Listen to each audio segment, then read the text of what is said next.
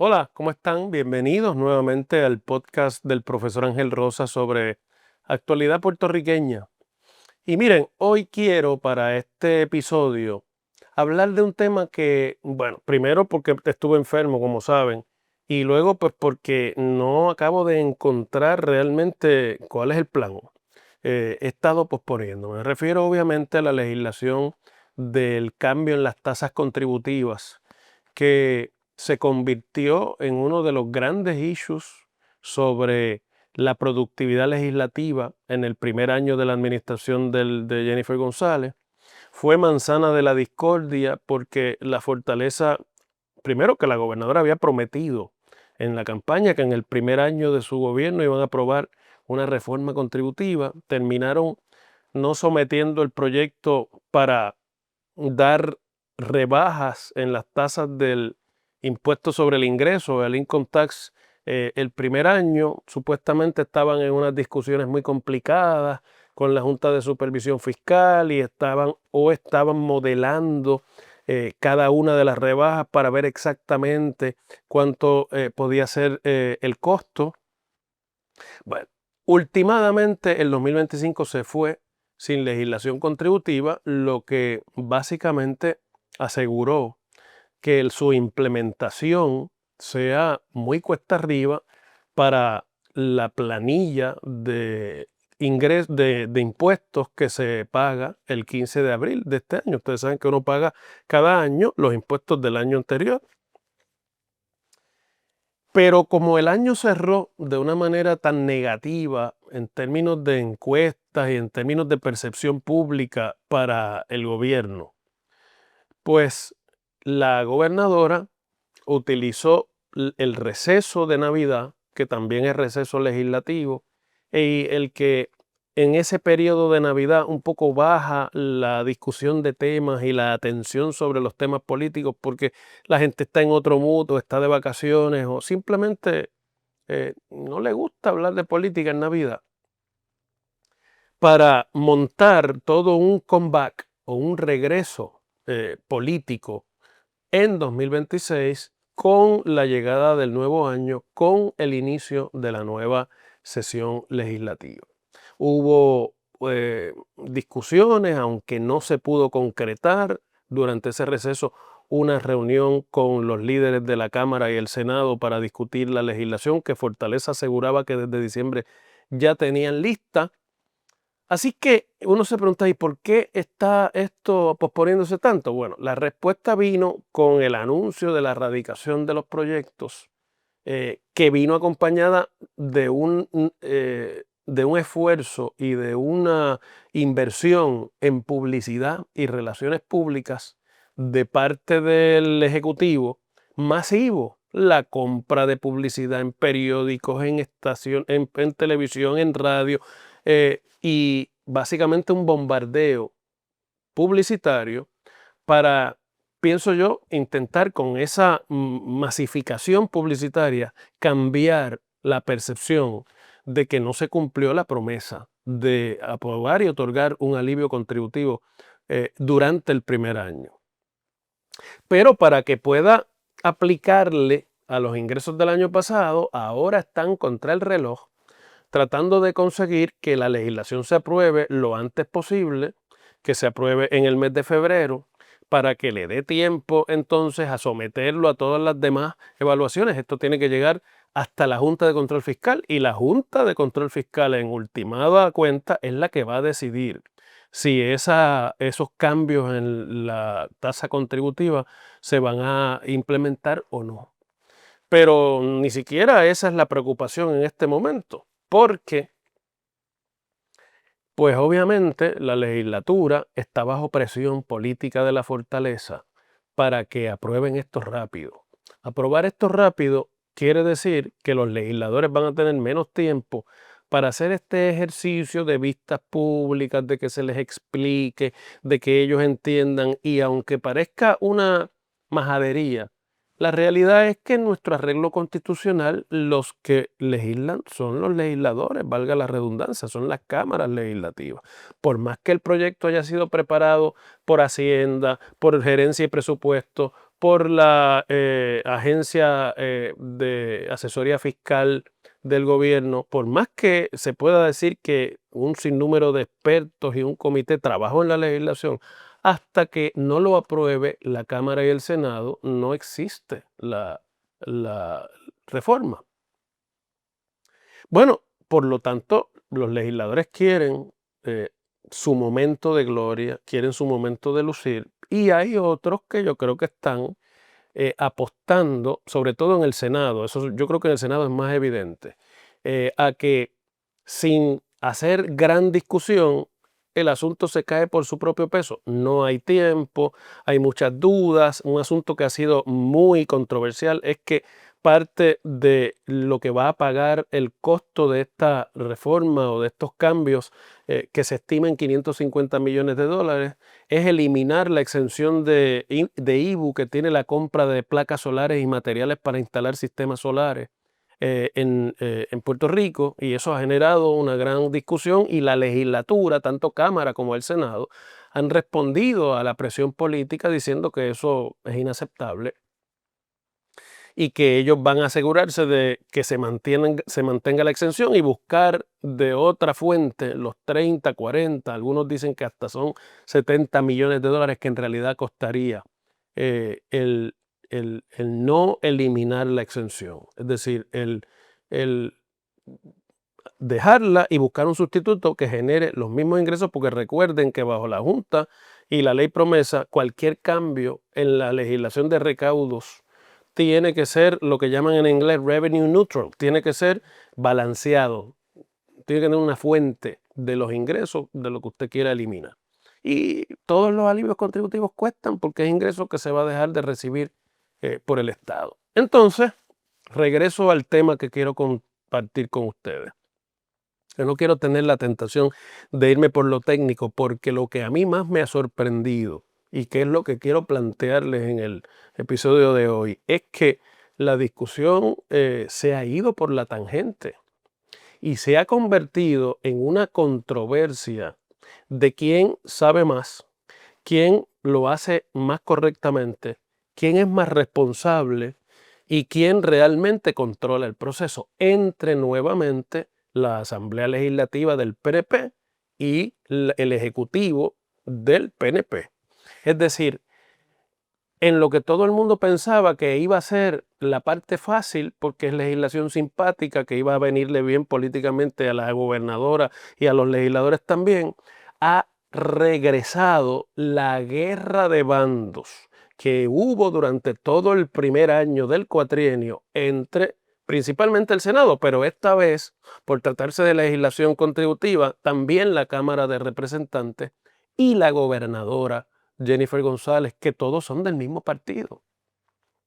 Es evidente que las aspiraciones, los celos y la necesidad de protagonismo que tienen todos para posicionarse en camino a las elecciones y a las primarias de 2028, que ese trabajo empieza desde mucho antes, está consumiendo nuevamente el trabajo y la tarea legislativa. Así que, ¿qué ha sucedido aquí? Bueno, la Cámara de Representantes está haciendo sus vistas públicas para considerar cada detalle del proyecto, y en el camino hizo unas peticiones de información a las agencias del Ejecutivo que trabajan lo fiscal, Hacienda, Gerencia de Presupuesto, lo que antes era el Banco Gubernamental, que ahora se llama AFAF. Y miren lo que sucede. Se hizo la petición y no contestan las agencias. Luego de que empezaron las denuncias de que la Cámara se había ido un montón de legisladores de viaje para una feria de turismo en Madrid, España, para Fitur, y que no estaban aquí atendiendo lo que era la legislación más importante del cuatrienio, pues han apretado el calendario y convocaron a unas vistas públicas que se han dado este pasado fin de semana y esta semana. Y en esas vistas, el presidente de la Comisión de Hacienda de la Cámara, el representante Eddie Charbonnier, del precinto 1 de San Juan, pues ha comenzado a criticar y a quejarse de que las agencias del Ejecutivo no contestan los requerimientos de información de la Cámara. Y se quejó de que desde la semana pasada se le habían hecho unos requerimientos. De hecho, dicho sea de paso, la información que yo tengo es que el proyecto se sometió el 13 de enero, primer día de la sesión legislativa, y que al otro día le hicieron los requerimientos de información para prepararse hacia las vistas públicas. Ustedes recordarán que hubo ahí una discusión de si había dinero o no para la reforma, y que desde entonces Hacienda, principalmente Hacienda y OGP, no contestan. Así que Charbonnier dijo en una vista pública que ellos estaban considerando ir a los tribunales. Imagínense, la mayoría PNP ir a los tribunales para demandar a las agencias del Ejecutivo PNP para que le entreguen la información. Cuando dijo eso, a alguien debe haber apretado el botón del pánico o de la sensatez en la fortaleza. Entonces el secretario de Hacienda y el director de OGP le escriben a Charbonnier pidiéndole una prórroga de 10 días calendario, lo que pondría esto ya en febrero, a considerarse en febrero, para entregar la información. Mientras eso está ocurriendo paralelamente, el Senado contrata como asesor para su evaluación de la reforma al exsecretario de Hacienda, Francisco Párez, que todo el mundo sabe, primero que goza de gran reputación y popularidad en el país, pero todo el mundo sabe que Francisco Párez es un crítico de la administración de Jennifer González, del Departamento de Hacienda bajo Jennifer González, de la manera en la que se conducen las finanzas del Estado. Y entonces, bajo la asesoría de Paquito Párez, el Senado hace un requerimiento de información de 3 páginas. Yo vi el documento y es evidentemente un requerimiento diseñado para que no se pueda considerar a tiempo la legislación, porque hace una serie de peticiones que van inclusive al plan fiscal y a la filosofía administrativa y presupuestaria de la administración. Y se utiliza, que esta es la parte que yo creo que es analizable políticamente, la excusa de la exhaustividad. Queremos ser lo más exhaustivo, lo más cuidadoso, esto es muy importante para que el tiempo siga pasando y la legislación no pueda salir. Bueno, en el caso de la Cámara de Representantes, la disputa entre Charbonnier y la Fortaleza subió de color, porque entonces la Fortaleza utiliza al secretario de Asuntos Públicos, un joven que acaba de ser designado ahora al principio del año a ese puesto y que era antes el asesor legislativo. Uno no se entiende entonces por qué estas cosas están pasando. De la Fortaleza, Jan Peña Payano, para que haga expresiones públicas sobre las peticiones y las quejas de los legisladores. Y Jan Peña, que es un muchacho joven, todo el mundo dice que es talentoso, que tiene madera, inclusive para el proceso político, que viene de participar de las juventudes del PNP, pues utiliza un lenguaje básicamente diciendo que ellos han cumplido, que el gobierno está cumpliendo, que cumplió con mandar una legislación para allá lo más completa posible y que está tratando de cumplir con los requerimientos de información. Y que bueno, estos son oficiales electos y entonces empieza un teje-meneje de bola monga, ¿no? De esos son los políticos, nosotros somos los tecnócratas, nosotros sabemos, ellos lo que quieren es dañarlo. De hecho, la Fortaleza había hecho una petición a través del secretario de Hacienda en una vista pública de que toquen lo menos posible la legislación porque estaba ya bastante bien cuadrada en términos de su costo y cualquier cambio podría trastocar toda la ecuación de costos, es decir, no la toquen para que no la dañen, básicamente. Que es una petición, uno la puede entender, pero es bastante, digámoslo así, fuerte para aceptar por parte de los legisladores que creen que tienen una participación importante en la creación de la política pública. Empieza entre martes y miércoles de esta semana una aprieta y afloja entre Peña Payano y el legislador Eddie Charbonnier, que mire, Eddie Charbonnier es el representante del precinto 1, el distrito 1 de San Juan. El distrito 1 de San Juan es el estado 51. No es Puerto Rico, ni es Groenlandia, ni las Islas Vírgenes. El Estado 51 es el Distrito 1 de San Juan. Ese distrito representativo, el PNP lo ha ganado consecutivamente, sin perderlo, desde su fundación en 1968. Es el distrito en el que el Partido Popular nunca ha tenido ni tendrá ninguna oportunidad de ganar. Así que Edith Charbonnier no tiene problemas políticos, está seguro allí, no importa las controversias que tenga con Fortaleza. Edith Charbonnier, si quiere seguir en el escaño legislativo que ocupa, va a seguir mientras él lo desee.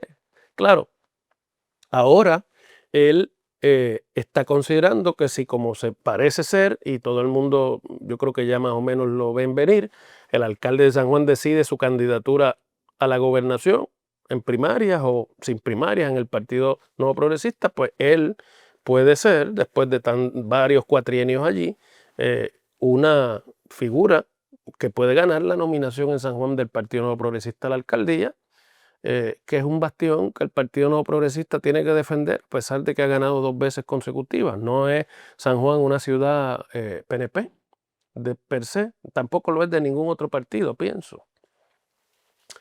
Entonces, bueno, pero el hecho es que él no tiene problemas de supervivencia política. Edith Charbonnier se va a salvar, no importa el tamaño de la ola política que venga contra el PNP en 2028. Si es grande, si es chiquita, o si es poco, si no es ninguna. Y por lo tanto no tiene nada que perder y está jugándolo así. En el camino, el presidente de la Cámara, ¿qué va a hacer? ¿Se va a ir en contra del presidente de su comisión más importante? Obviamente no. Y aunque el presidente de la Cámara ha sido bastante sumiso a Fortaleza y a las peticiones de Fortaleza en el primer año, pues no puede echarse en contra a quien quizás es su más fuerte caballo, su más fuerte jinete en la Cámara. Así que, ¿qué ha tenido que hacer? Pues decir que la información no fluye, que si no fluye ellos no van a poder analizarla, que si no la pueden analizar no van a poder aprobar a tiempo. En términos generales, decir que la legislación no se va a poder aprobar, pero que si eso pasa, esté clara en la militancia del PNP, que la culpa no ha sido de ellos, sino que la culpa es de la Fortaleza y de las agencias del Ejecutivo. Es el juego de la papa caliente. No somos nosotros, son ellos, se los devolvemos para allá, les pedimos información, no nos contestan, nosotros no podemos trabajar sin información, en fin, va conformándose poco a poco el descarrilamiento de la legislación, porque ahora cuando le contesten los requerimientos de información, lo próximo van a ser las enmiendas.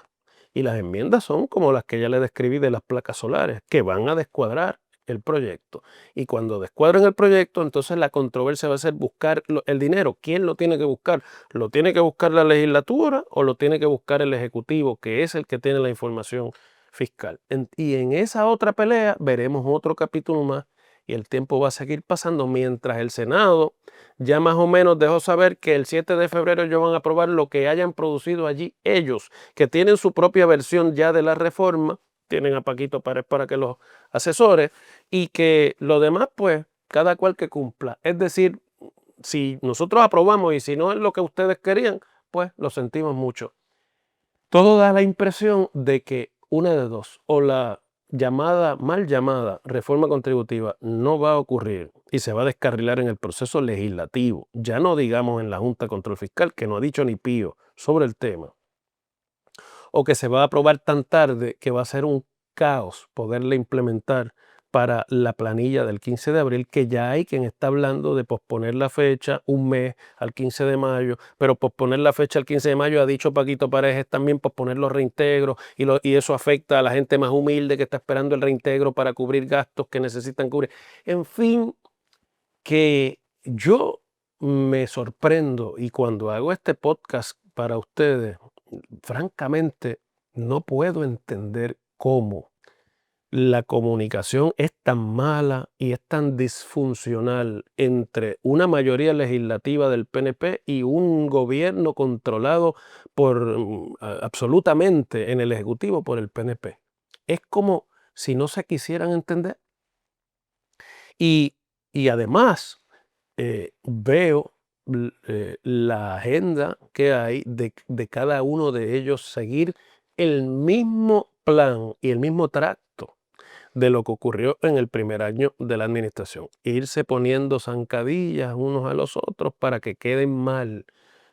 Me imagino que pensando que después de eso viene un proceso primarista y que en eso la salvación es individual. En ese tipo de cosas la salvación no va a ser individual, salvo con contadas excepciones como la que les mencioné hace un rato.